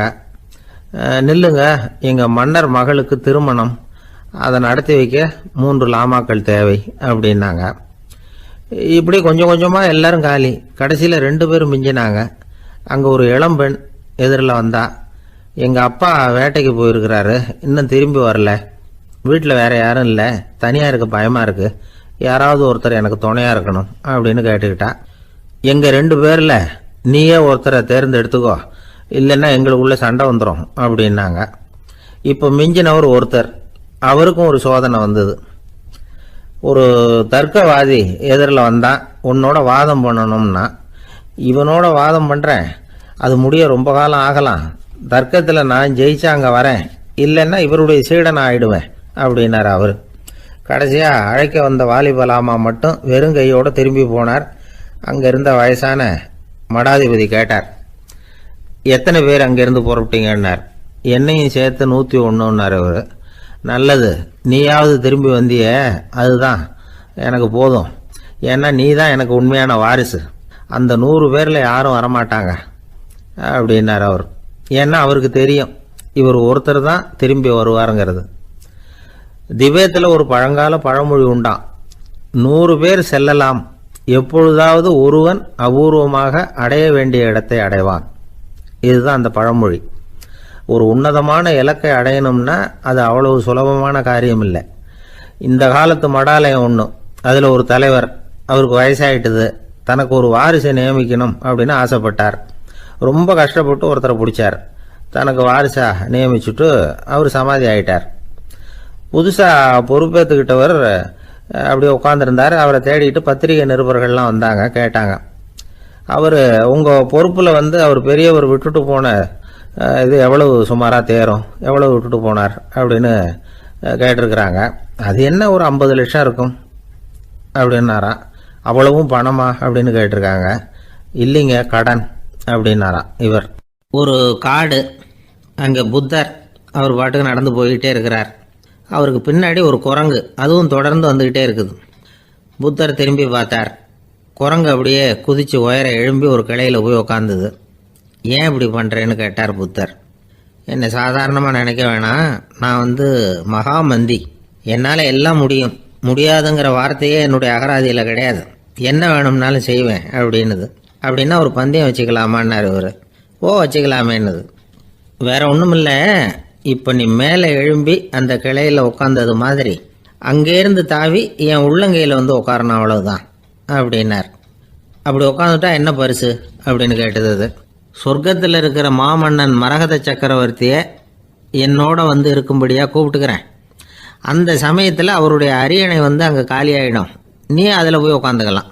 பந்தயத்தில் தோத்துட்டா ஒரு கல்ப காலம் இந்த பூமியில் வாழ வேண்டியிருக்கும், அதுக்கு பிறகு தான் என்கிட்ட வர முடியும், என்ன சொல்கிற அப்படின்னார். குரங்குக்கு தாவறது ஒரு பெரிய காரியமா?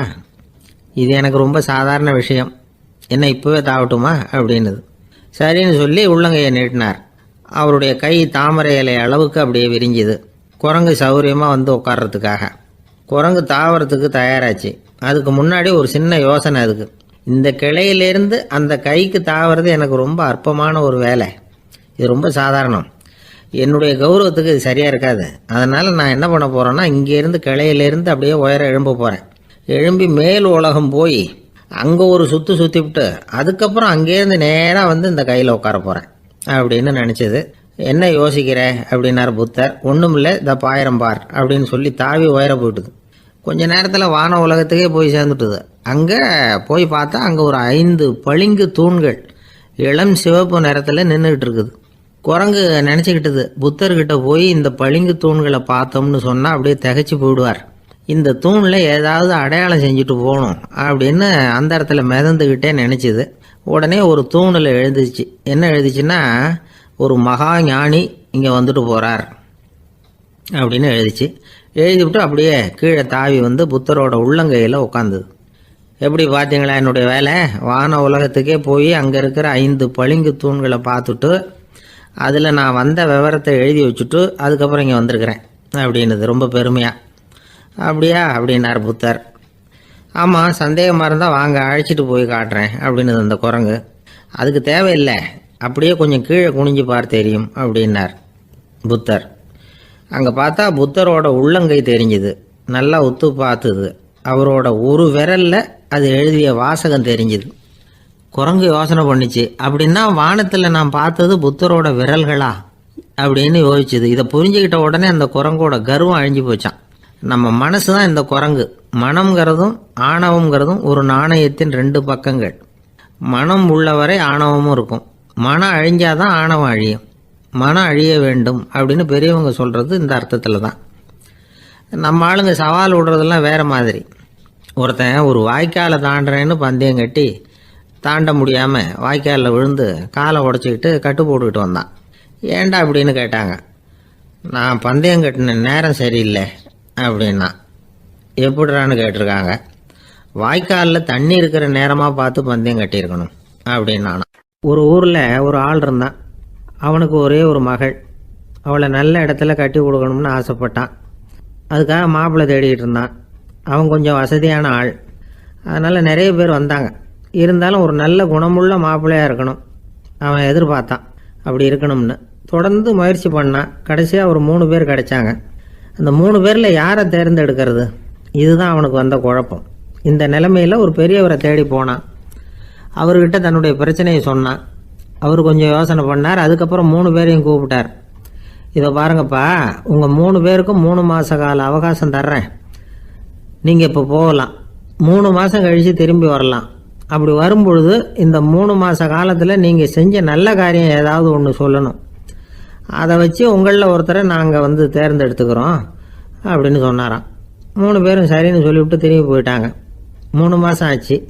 அதுக்கப்புறம் ஒரு நாள் திரும்பி வந்தாங்க. அவர் அவங்கள கூப்பிட்டு உட்கார வச்சார். அப்புறம் கேட்டார், இப்போ சொல்லுங்கள், இந்த 3 மாத காலத்தில் நீங்கள் செஞ்சுருக்கிற ஏதாவது ஒரு நல்ல காரியத்தை சொல்லுங்க அப்படின்னார். முதல்ல ஒருத்தன் எழுந்திரிச்சு நின்னான். ஐயா, எங்கள் அப்பா இறந்த பிறகு அவரோட கணக்கு வழக்குகளை எடுத்து பார்த்துக்கிட்டு இருந்தேன். அவர் ஒரு வியாபாரிகிட்ட 10,000 ரூபா கடன் வாங்கியிருக்கிறதாக எழுதியிருந்தார். அந்த வியாபாரியும் இப்போ உயிரோடு இல்லை. இருந்தாலும் அந்த வியாபாரியோட மகனை தேடி கண்டுபிடிச்சேன். கணக்கு புத்தகத்தை காட்டினேன். எங்கள் அப்பா உங்கள் அப்பா கிட்ட 10,000 ரூபா கடன் வாங்கியிருக்கிறதாக இதை எழுதியிருக்கிறார். அதனால் அதை திருப்பி கொடுக்கறதுக்காக வந்திருக்கிறேன். இந்தாங்க அந்த பணம் அப்படின்னு சொல்லி கொடுத்துட்டு வந்துட்டேன் அப்படின்னு நானும். இதை பெரியவர் கவனமாக கேட்டுக்கிட்டார். அதுக்கப்புறம் 2வது இளைஞன் எழுந்திரிச்சான். ஐயா, நான் போன மாதம் ஒரு நாள் ராத்திரி வேளையில் ஒரு காட்டுப்பாதை வழியாக எங்கள் ஊருக்கு போய்கிட்டு இருந்தேன். அந்த சமயத்தில் அந்த வழியாக வந்துக்கிட்டு இருந்த ஒரு வழிப்போக்கர்கிட்ட 4-5 திருடர்கள் வம்பு வளர்த்து அவர்கிட்ட இருந்த பொருளை எல்லாம் கொள்ளையடிச்சிக்கிட்டு இருந்தாங்க. நான் உடனே ஒரு குச்சியை எடுத்துகிட்டு ஓடினேன். அந்த திருடர்களை அடித்து விரட்டினேன். பொருளை எல்லாம் மீட்டு அந்த வழிப்போக்கர்கிட்ட ஒப்படைச்சேன். அவரை பத்திரமா அழைச்சிட்டு போய் அவர் வீட்டில் விட்டுட்டு வந்தேன் அப்படின்னு நானும். இதையும் பெரியவர் கவனமாக கேட்டுக்கிட்டார். அடுத்தபடியாக 3வது இளைஞன் எழுந்திரிச்சான். ஐயா, போன மாதம் ஒரு நாள் நான் ஒரு மலைப்பாதை வழியாக போய்கிட்டு இருந்தேன். மலைப்பாதை விளிம்பில் ஒரு மதகு கட்டை, அது மேலே ஒரு ஆள் படுத்து தூங்கிட்டு இருந்தான். அந்த பக்கம் தவறி உருண்டு விழுந்திருந்தான்னா அதில் பாதாளம். அது மலையடி வாரத்தில் போய் தான் விழணும். அவ்வளவு பள்ளம். அது தெரியாமல் அவன் பாட்டுக்கு தூங்கிட்டு இருந்தான். நான் உடனே அவன்கிட்ட ஓடி போய் குனிஞ்சு அவன் முகத்தை பார்த்தேன். அப்போ தான் புரிஞ்சுது, அவன் ஏற்கனவே எனக்கு தெரியும். அவனை எனக்கு நிறைய கெடுதல் பண்ணியிருக்கிறான், இடைஞ்சல் கொடுத்தவன். இருந்தாலும் ஐயோ பாவம்னு நினச்சி அவனை எழுப்பி பாதுகாப்பாக வேற ஒரு இடத்துல படுக்க வச்சுட்டு வந்தேன் அப்படின்னு நானும். பெரியவர் இதையும் கேட்டுக்கிட்டார். அதுக்கப்புறம் அவங்க 3 பேரையும் பார்த்து, நீங்கள் போகலாம், நாங்கள் யோசித்து முடிவு பண்ணி உங்களுக்கு சொல்லி அனுப்புகிறோம் அப்படின்னாராம். அந்த இளைஞர்கள் புறப்பட்டு போயிட்டாங்க. அதுக்கப்புறம் அந்த பெண்ணோட அப்பாவை பார்த்து சொன்னார், இந்த 3 பேருமே நல்ல பிள்ளைங்க தான், அதில் ஒன்றும் சந்தேகம் இல்லை. இருந்தாலும் இந்த 3 பேர் செஞ்ச செயல்களையும் ஒப்பிட்டு பார்க்க வேண்டியிருக்கு. முதல் இளைஞன் நேர்மைக்கு எடுத்துக்காட்டாக விளங்குறான். இந்த காலத்தில் இது மாதிரி இளைஞர்களை பார்க்கறது ரொம்ப கஷ்டம்தான். இருந்தாலும் அவன் கடமையை தான் செஞ்சான். 2வது இளைஞன் நல்ல வீரன், தைரியசாலி. ஒரு வீரன் எதை செய்யணுமோ அதைத்தான் இவன் செஞ்சான். இவன் ஒரு லட்சிய மனிதன். 3வது இளைஞன் தன்னுடைய பகைவனுக்கே உதவி செஞ்சிருக்கான். அவன் உயிரை காப்பாற்றியிருக்கிறான். பகைவனுக்கு அருள்வதுங்கிறது ஒரு சாதாரண மனுஷனால் செய்யக்கூடிய காரியம் இல்லை. பகையை மறக்கிறதும் பகைவனுக்கு அருள்வதும் தெய்வீக பண்புகள். அதனால் இவனையே உன்னுடைய மகளுக்கு ஏற்ற மாப்பிள்ளையா தேர்ந்தெடுக்கலாம் அப்படின்னு சொன்னாங்களாம். ஒரு நல்ல நாளில் அவங்களுக்கு திருமணம் நல்ல விதமாக நடந்து முடிஞ்சுதான். இது சுவாமி சின்மயானந்தர் சொல்லியிருக்கிற ஒரு கதை. இதிலேருந்து நாம் புரிந்து கொள்ள வேண்டிய ஒரு கருத்து, நமக்கு கெடுதல் பண்ணவங்களுக்கும் நாம் நல்லது செய்யணும். ஆனால் நடைமுறையில் அப்படி நம்மளால் செய்ய முடியறதில்ல. அதுதான் சிக்கல். நம்மால் ஒருத்தங்கிட்ட கேட்டேன், ஏண்டா உன்னுடைய பகைவன் ஒருத்தன் அது மாதிரி ஒரு மலைப்பாத மதகு கட்டையில் படுத்திருந்தா உடனே நீ என்ன நினைப்ப அப்படின்னு கேட்டோம். இது ஒரு அருமையான சந்தர்ப்பம்னு நினைப்பேன் அப்படின்னா. எதுக்குன்னு கேட்டோம். அவனை அந்த பக்கமாக உருட்டி கீழே தள்ளுறதுக்கு அப்படின்னா. ஒரே ஒரு ஊரில் ஒரு பாதிரியார் இருந்தார். ரொம்ப நாள் சந்தோஷமாக வாழ்ந்தார். ஒரு நாள் அவர் மடத்து சமையல் அறையில் பாத்திரங்களை கழுவி துலக்கி சுத்தப்படுத்திக்கிட்டு இருந்தார். அந்த சமயத்தில் ஒரு தேவதூதன் அவர் முன்னாடி வந்து நின்னான். இவர் நிமிர்ந்து பார்த்தார். ஆண்டவர் என்னை உங்ககிட்ட அனுப்பியிருக்கிறார், பரலோகத்தில் வாசம் செய்யறதுக்கு உங்களுக்கு நேரம் வந்துட்டுது அப்படின்னு அந்த ஆள். ஆண்டவருக்கு என்னோட ஞாபகம் வந்ததுக்கு நன்றி. ஆனாலும் இப்போ இங்கே நீயே பாரு, எவ்வளவு பாண்டங்கள் பாக்கி இருக்கு, இவ்வளவையும் நான் சுத்தப்படுத்த வேண்டியிருக்கு. நான் நன்றி கெட்டவனாக இருக்க விரும்பலை. இந்த பணியை முடிக்கிற வரைக்கும் என்னுடைய பரலோக வாழ்வை தள்ளி வைக்க முடியுமா? நீ என்ன நினைக்கிற அப்படின்னு கேட்டார். தேவதூதன் தனக்கே உரிய விவேகத்தோட அன்போட பாதிரியாரை பார்த்தான். சரி, என்ன செய்யலாம்ங்கிறத அப்புறம் சொல்கிறேன் அப்படின்னு சொல்லிவிட்டு புறப்பட்டு போயிட்டான். ஒரு நாள் அந்த பாதிரியார் தோட்டத்தில் உள்ள களைகளை எல்லாம் ஒரு களை கொத்தியால் கொத்தி களை எடுத்துக்கிட்டு இருக்கிறார். அந்த சமயத்தில் இந்த தேவதூதன் மறுபடியும் அவர் முன்னாடி நிற்கிறான். பாதிரியார் பார்த்தார். இதை பாரு, இந்த தோட்டம் பூராவும் எவ்வளவு களை மண்டி கிடக்கு, பரலோகம் கொஞ்ச காலம் எனக்காக பொறுத்திருக்கலாம்னு நீ நினைக்கிறியா அப்படின்னு கேட்டார். தேவதூதன் சிரிச்சுக்கிட்டே மறுபடியும் மறைஞ்சிட்டான். மறுபடியும் அவர் களை எடுக்கிறது, தானிய களஞ்சியத்துக்கு வர்ணம் பூசுறது, இப்படிப்பட்ட வேலைகளில் ஈடுபட்டிருக்கார். இன்னொரு நாள் ஒரு மருத்துவமனையில் நோயாளிகளை கவனிச்சுக்கிட்டு ரொம்ப தீவிரமாக இருக்கிறார் அந்த பாதிரியார். ஒரு நோயாளியோட தாகத்துக்கு தண்ணீர் கொடுத்துட்டு நிமிர்ந்து பார்க்குறப்போ தேவதூதன் மறுபடியும் அவர் முன்னாடி நிற்கிறான். இந்த தடவை பாதிரியார் தன்னலமற்றவராக பேரன்பை காட்டக்கூடிய வகையில் தன்னுடைய 2 கைகளையும் உயர்த்தியபடி தேவதூதனின் கவனத்தை பிணியால் வாடக்கூடிய நோயாளிகளின் பக்கம் திருப்பினாராம். தேவதூதன் ஒன்றும் சொல்லலை, மறைஞ்சிட்டான். அன்னைக்கு சாயந்தரம் பாதிரியார் மடத்தில் உள்ள தன்னுடைய அறைக்கு போய் இளைப்பாறினார். யோசிச்சு பார்த்தார். தேவதூதனையும் தேவதூதனின் விருப்பத்தையும் பல நாள் தள்ளி போட்டு வந்ததையும் அவர் ரொம்ப நினச்சி பார்த்தார். திடீர்னு தான் முதுமை அடைகிறதையும் சோர்வு அடைகிறதையும் உணர்ந்தார். ஆண்டவரை நினைச்சார். ஆண்டவரே, உம்முடைய தூதனை மறுபடியும் என்கிட்ட அனுப்புனா நான் சந்திக்கிறதுக்கு ஆவலாக இருக்கேன் அப்படின்னு சொல்கிறப்பவே தேவதூதன் பக்கத்தில் நின்னான். பாதிரியார் நிமிர்ந்து பார்த்தார். நீ இப்போவே என்னை அழைச்சிக்கிட்டு போக விரும்பினா நான் பரலோகத்துக்கு வர்றதுக்கு தயாராக இருக்கேன்னார். தேவதூதன் அந்த பாதிரியாரை அன்போடவும் விவேகத்தோடவும் பார்த்து, நீங்கள் என் கூட பரலோகத்துக்கு வர்ற தயாராக இருக்கிறதா சொல்கிறீங்க, ஆனால் நீங்கள் இது வரைக்கும் வேறு எங்கே இருந்ததா நினைக்கிறீங்க அப்படின்னு நானும்.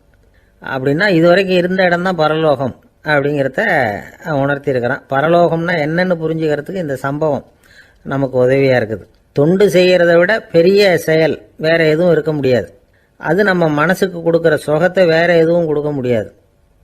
நாம் தொண்டு செய்கிற இடம் தான் அந்த புண்ணிய இடம். ஆனால் இந்த காலத்துல எல்லாம் நாம் தொண்டு செய்யணும்னு நினச்சி ஏதாவது ஆரம்பித்தா கூட அதை ஒரு மாதிரியாக சுற்றி நின்று வேடிக்கை பார்க்க ஆரம்பிச்சிடுறாங்க. ஒரு பெரியவர் அப்படித்தான் ஒரு தொண்டு செஞ்சுக்கிட்டு இருந்தார். ஒரு கோவில் கட்டிக்கிட்டு இருந்தாங்க. அதில் ஒரு இடத்துல ஒரு பலகையை வச்சு ஆணி அடிக்கிற வேலையை செஞ்சுக்கிட்டு இருந்தார் அந்த பெரியவர். ஒரு சின்ன பையன் அதை ரொம்ப ஊக்கமாக அக்கறையாக கவனிச்சுக்கிட்டு இருந்தான். பெரியவர் இதை கவனித்தார். என்னப்பா பார்க்குற, உனக்கும் இது மாதிரி தொண்டு செய்யணும்னு ஆசையாக இருக்கா அப்படின்னு கேட்டார். அதுக்கு அந்த பையன் சொல்கிறான், அப்படி இல்லைங்க, நீங்கள் ஆணி அடிக்கிறப்போ கையில் சுத்தியால் அடிச்சுக்கிட்டா எப்படி துடிப்பீங்க, எப்படி கத்துவீங்கன்னு தெரிஞ்சுக்கிறதுக்காக அதை பார்க்கணும்னு ஆசை, அதுக்காக தான் காத்துக்கிட்டு இருக்கேன் அப்படின்னு நான். ஒருத்தர் சிகரெட்டும் கையுமா வந்தார். சார், இந்த புகைப்பிடிக்கிற பழக்கத்தை நிறுத்தி போடணும்னு தான் பார்க்குற முடியலன்னார். புகைப்பிடிக்கிறத நிறுத்துறது ரொம்ப சுலபம் சார் அப்படின்னார் இன்னொருத்தர். எப்படி சொல்கிறீங்கன்னு கேட்டார் அவர். நான் கூட ஏற்கனவே 10 தடவை அந்த பழக்கத்தை நிறுத்தி இருக்கிறேன் சார் அப்படின்னார் இவர். இதுலேருந்து என்ன தெரியுது? புகைப்பழக்கத்தை திடீர்னு விட்டு விடுறதுங்கிறது ரொம்ப கஷ்டம்னு தெரியுது. இருந்தாலும் இது சம்பந்தமான ஆராய்ச்சி, அனுபவம், இது 2ஐயும் அடிப்படையாக வச்சு சில வழிமுறைகளை சொல்கிறாங்க. அதாவது புகைப்பிடிக்கிறத நிறுத்துறதுக்கு 10 வழிகள் உண்டு அப்படின்னு சொல்கிறாங்க. அது என்னங்கிறது தெரிஞ்சுக்கிட்டா உபயோகப்படுதான்னு பார்க்கலாமே. முதல் கருத்து என்னன்னா, கொஞ்ச நாளைக்கு புகைப்பிடிக்கிற நண்பர்களை விட்டு விலகி இருக்கணும். இதனால் புகைப்பிடிக்கிற ஆசை குறையும். அந்த பழக்கத்தை மறுபடியும் ஆரம்பிக்கப்படாதுங்கிற எண்ணம் உறுதிப்படும். 2வது கருத்து, புகைப்பிடிக்கிறதை எதிர்த்து தீவிரமாக பிரச்சாரம் செய்ய ஆரம்பிச்சிடணும். அது அடுத்தவங்களுக்கும் உபயோகப்படும், உங்களுக்கும் உபயோகப்படும். உங்கள் உள்ளுணர்வை அது தூண்டும், உங்களை உறுதி கொள்ள வைக்கும். மூன்றாவது கருத்து என்னன்னா, தினமும் 2 தடவை குளிக்கணும். எப்படி தெரியுமா? முதல்ல வெது வெதுப்பான தண்ணீர், அப்புறம் குளிர்ந்த தண்ணீர், இப்படி மாறி மாறி குளிக்கணுமா. 4வது கருத்து, உடற்பயிற்சிகள் செய்யணும். மூச்சு வாங்குற மாதிரியான பயிற்சிகள் ரொம்ப நல்லதான். பிராணாயாமம் அப்படிங்கிற மூச்சு பயிற்சி ரொம்ப நல்லதுங்கிறாங்க. அப்புறம் 5வது கருத்து, சாப்பாடு மிதமாக இருக்கணும், சீராக இருக்கணும். பச்சை காய்கறிகள், பழங்கள் சாப்பாட்டில் சேர்த்துக்கலாம். அடிக்கடி கொஞ்சம் கொஞ்சமாக சாப்பிட்டு ரத்தத்தில் சர்க்கரையின் அளவை பராமரிக்கணும். இது நரம்புகளை அமைதிப்படுத்தும். 6வது கருத்து என்னன்னா, ரொம்ப நேரம் பசியோடு இருக்கக்கூடாது. புகைப்பிடிக்கிறத நிறுத்த முயற்சி செய்யும் பொழுது எடை குறைப்பு நடவடிக்கைகளை மேற்கொள்ளக்கூடாது. 7வது கருத்து, காப்பி, தேநீர், மதுபானம், அப்புறம் போதைப் பொருள்கள் கலந்த உணவுகள் இதெல்லாம் வேணாம். புகைப்பிடிக்கிறத அதெல்லாம் ஊக்கப்படுத்தும். கடுகு, மிளகு, அப்புறம் காரமான பொருள்களை தவிர்க்கணும். உப்பு அளவை குறைக்கணும். தினமும் 10 குவளை தண்ணீராவது குடிக்கணும். வெறும் தண்ணி புகைப்பிடிக்கிற ஆவலை தணிக்குதான். 8வது கருத்து, கையில் சிகரெட்டு, புகையில ஏதாவது இருந்தால் உடனே தூக்கி எறிஞ்சிடுங்க. அது கையில் இருக்கிற வரைக்கும் புகைப்பிடிக்கிற ஆசை வந்துக்கிட்டே இருக்கும். 9வது கருத்து என்னன்னா, இறை நம்பிக்கை உள்ளவங்க புகைப்பிடிக்கிற எண்ணம் வர்றப்போவெல்லாம் பிரார்த்தனை செய்ய ஆரம்பிச்சுடலாம். 10வது கருத்து, உங்களுக்கு ரொம்பவும் வேண்டியவங்க யாரோ அவங்கக்கிட்ட எல்லாம் நீங்கள் புகைப்பிடிக்கிறத நிறுத்தி விட்டதா சொல்லிவிடுங்க. இந்த 10 வழிகளையும் கடைபிடிக்க ஆரம்பிச்சுட்டா புகைப்பிடிக்கும் பழக்கத்தை நிறுத்தி விடலாம் அப்படின்னு சொல்கிறாங்க அனுபவப்பட்டவங்க. முயற்சி பண்ணி பார்க்கலாம். ஒரு முக்கியமான இடத்துல நின்றுக்கிட்டு இருந்தார் ஒருத்தர். அங்கே இன்னொருத்தர், ஏன் சார் இந்த இடத்துல சிகரெட் பிடிக்கலாமா அப்படின்னு அனுமதி கேட்டார். இந்த இடத்துல சிகரெட் பிடிக்கக்கூடாதுங்க அப்படின்னாரு இவர். நீங்கள் இப்படி சொல்கிறீங்க, ஆனால் இந்த இடத்துல கீழே நிறைய சிகரெட் துண்டுகள் கிடக்குதே, அவங்கெல்லாம் யார்? அவங்கெல்லாம் உங்கள் மாதிரி என்கிட்ட அனுமதி கேட்காதவங்க அப்படின்னாராம் இவர். ஒரு சீன தேசத்து அரசர் இருந்தார். அவருக்கு வயசாயிட்டுது. அவருக்கு அடுத்தபடியாக அவருடைய புள்ள பட்டத்துக்கு வரணும், ஆட்சி பொறுப்பை ஏற்றுக்கணும். ஒரு நல்ல தலைவனுக்கு இருக்க வேண்டிய பண்புகள்லாம் தன்னுடைய மகனுக்கு இருக்கணும்னு விரும்பினார் அந்த அரசர். அதனால் இளவரசனை பக்கத்தில் இருந்த ஒரு குரு கிட்ட அனுப்புனார். இளவரசன் அவர்கிட்ட போய் சேர்ந்தான். அந்த குரு என்ன பண்ணார் தெரியுமா? இவனை பார்த்து சொன்னார், இதை பாருப்பா, நீ என்ன பண்ணுற, இப்போவே பக்கத்தில் இருக்கிற காட்டுக்கு போ, நடுக்காட்டில் போய் ஒரு இடத்துல உட்காந்துக்கோ. அங்கே என்னென்ன சத்தம்லாம் உன் காதில் விழுதுன்னு கவனித்து கேளு. உன் காதில் விழுந்த ஓசைகள் என்னென்னங்கிறத என்கிட்ட சொல்லு, அதுதான் எனக்கு தெரியணும், உனக்கு வேலையும் அதுதான் அப்படின்னு சொல்லி அனுப்பி வச்சுட்டார். இளவரசன் காட்டுக்கு போனான். குரு சொன்னபடியே ஒரு இடத்துல உட்காந்து கவனித்து கேட்டான். அதுக்கப்புறம் குருக்கிட்ட திரும்பி வந்தான். என்னென்ன சத்தம்லாம் கேட்ட அப்படின்னு கேட்டார் குரு. குருவே, காட்டில் நான் பறவைகள் சத்தம்லாம் கேட்டேன், மிருகங்களின் ஓசையையும் கேட்டேன், இதை தவிர இடி, மின்னல், மழை இதுகளோட சத்தத்தையும் கேட்டேன் அப்படின்னா. குரு யோசனை பண்ணார், நீ இன்னமும் சரியாக கேட்கல, அதனால் மறுபடியும் காட்டுக்கு போ, கொஞ்ச நாள் தங்கியிருந்து கேட்டுட்டு வா அப்படின்னார். இளவரசனுக்கு ஒன்றும் புரியல. இருந்தாலும் குருவின் கட்டளையாச்சே, மறுக்க முடியுமா? உடனே அவன் மறுபடியும் காட்டுக்கு போனான். ஒரு இடத்துல உட்காந்தான். கொஞ்ச நேரம் உன்னிப்பாக கவனித்து கேட்டான். சில நாள் கழித்து குருக்கிட்ட திரும்பி வந்தான். குருவே, இந்த தடவை சில துல்லியமான சத்தங்களை எல்லாம் கேட்டான். தேனி பறக்கிற சத்தம், நீரோடையின் மெல்லிய ஓசை, இதெல்லாம் கேட்டேன்னா. குரு சிரித்தார். நீ மறுபடியும் காட்டுக்கு போ, இன்னும் சில நாள் அங்கே இரு, முழுமையாக கவனமாக கேட்டுக்கிட்டு வா அப்படின்னு சொல்லி அனுப்பி வச்சுட்டார். இளவரசனுக்கு குழப்பம் அதிகமாயிட்டுது. ஒன்றுமே புரியல. மறுபடியும் காட்டுக்கு போனான். மௌனமாக ஒரு இடத்துல உட்காந்துட்டான். அப்படியே தியானத்தில் ஆழ்ந்துட்டான். சில நாளில் அவனுக்கு இதுவரை கேட்காத ஓசைகள்லாம் கேட்க ஆரம்பிச்சிட்டுது. இதைத்தான் நான் கேட்கணும்னு என்னுடைய குரு எதிர்பார்த்துருக்கிறாருங்கிறத புரிஞ்சுக்கிட்டான். உடனே குரு கிட்ட ஓடனான். குருவே, இந்த தடவை காதுகளுக்கு கேட்க முடியாத சில ஓசைகளை கூட என்னால் உணர முடிஞ்சுது. பூ மலருகிற ஓசை, சூரியனால் பூமி சூடாகிறப்போ எழுகிற ஓசை, காலை பனித்துளி இந்த புல்லுலாம் குடிக்கிற ஓசை, இது எல்லாம் என்னால் நல்லா கேட்க முடிஞ்சுது அப்படின்னா. குருவுக்கு இப்போ தான் திருப்தி ஏற்பட்டு தான் இளவரசனை பார்த்து சொன்னார், இதை பாருப்பா, இப்போ தான் நாட்டை ஆளுகிற தகுதி உனக்கு வந்திருக்குது அப்படின்னு சொல்லி அதுக்கு விளக்கமும் கொடுத்தாராம். எந்த அரசன் தன்னுடைய மக்களின் இதயம் பேசுகிற மௌன மொழியை, மௌன வார்த்தைகளை கேட்குறானோ அவன்தான் ஆள தகுதி உள்ளவன். எந்த அரசன் தன்னுடைய மக்களின் உணர்ச்சிகளை உண்மையாக உணர்றானோ அவன்தான் முதன்மையான அரசன்.